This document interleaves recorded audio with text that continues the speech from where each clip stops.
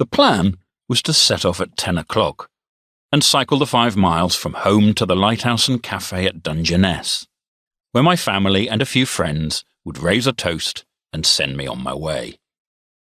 Inevitably, I was still at my desk, tying off loose ends.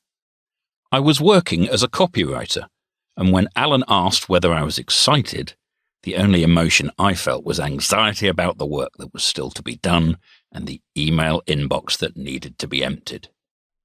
It wasn't until 9:45 that I started to pack. In fact, I had no idea whether what I proposed to pack would even fit into my panniers. I remembered watching a YouTube video that illustrated how to pack panniers evenly and which items to pack where. So I did a quick search and watched it again. Alan and I worked in tandem. I filled a rear pannier with clothes and shoes, then passed it to Alan for weighing.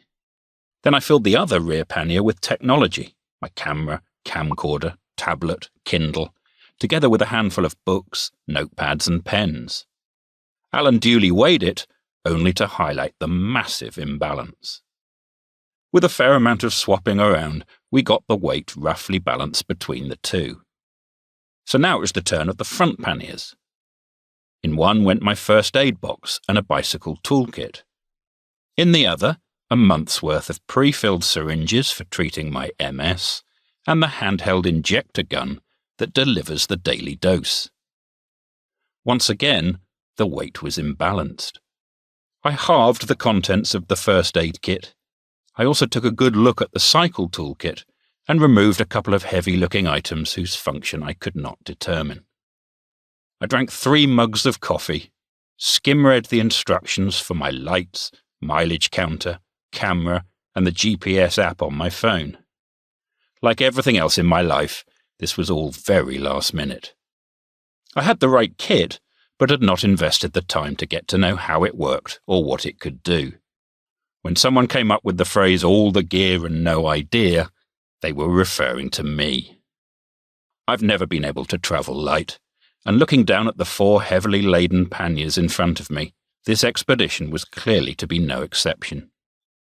Reluctantly, I compromised a little, rejecting a second casual sweater and a third pair of jeans.